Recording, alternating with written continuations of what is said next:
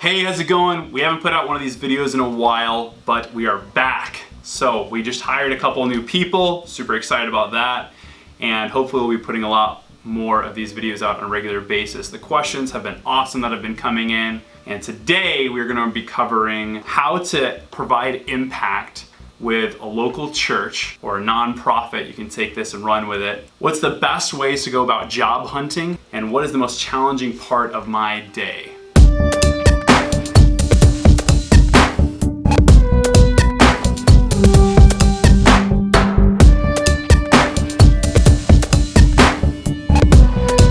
Tom asks, Josh, how can we as churches increase our digital presence in a cost-sensitive and effective manner? One thing to keep in mind with any communities, nonprofits, businesses, causes, whatever, is focusing in on really reaching people and where they're at, not making them jump through a bunch of hurdles to get to where you are. What we encourage people to do though is reach out through the means that already exist. Utilize Facebook. Facebook video is crucial right now. You might even be watching this on Facebook video. Start where they're at, start the communities they're already in. Everyone is on Facebook, everyone is on YouTube, everyone is on Instagram. And those are perfect mediums to communicate a story. You know, Instagram can do a 15-second video. That's enough time to preview either a message that you've already recorded.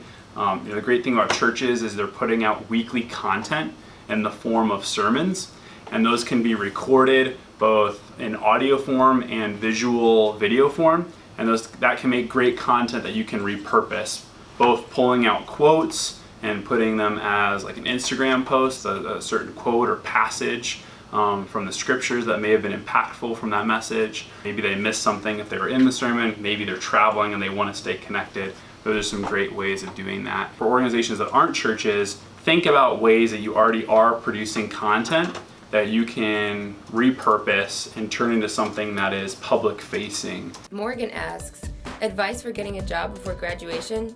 When is the best time to apply? Getting a job with limited experience, etc.? Great question, Morgan. Definitely going after new jobs is a very daunting task, especially if you are coming out of college where you don't necessarily have a lot of work experience. Truthfully, you can never start too soon or too early going after new jobs.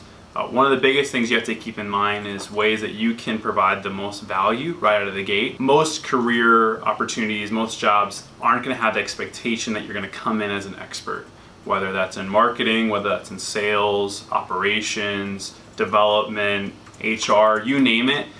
They're not going to necessarily have an expectation that you're going to come out as an expert, but rather they know you're going to learn while you're there and you're going to be slowly developed. That's why you're probably going to get paid a lot less than someone who's been in the field for a very long time, because the person in the field obviously is an expert, whereas you are learning to be one. So the best way to handle that is, instead of trying to take your resume and turn it into this is how I'm a quote unquote expert, or this is how I am someone who is extremely knowledgeable about this, because the assumption already is that you're not, is to go after ways that you can provide value. Start establishing relationships with people. Every single job I've had, and I've probably had over 25 different jobs over my life so far, has come from connections that I've had. There have been times that I've interviewed and put in a resume, but it was usually with someone who I already had a connection with. It was rare that I put in a resume and got a job interview and got an application from something that I didn't already have a connection with. People want to hire and work with people they like, and so if you already have a relationship with them, it's going to be a lot easier for them to actually hire you. Hogan asks, what's the most challenging part of your day?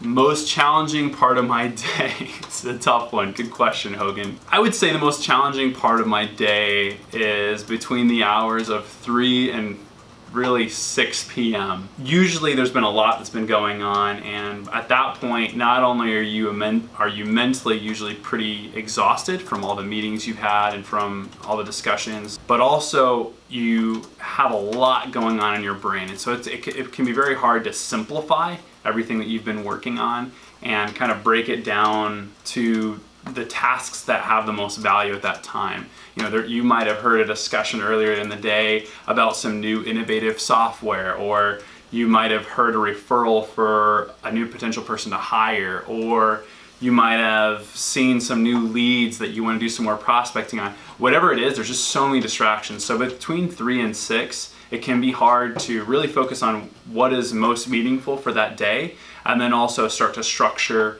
more of a to-do list or an outline of what the next day is going to hold, because there's only 24 hours in a day. Typically people will work anywhere between 8 to 12 hours on a given work day, and so it can be hard to figure out how you're going to pack everything into one day, even though that's such an easy tendency, especially when you're working for a startup or when you're working for your own business. It can be easy to kind of pour all of your hours there. So I would say that time period is probably the hardest, because you know that you're running out of those hours, and so you want to provide value, but you also need to start planning really for the next day and what that day is going to hold. I want to provide as much value to you as possible. Doing video is very scalable, and I think it can reach the most people. So keep posting your questions below, and we'll keep answering them.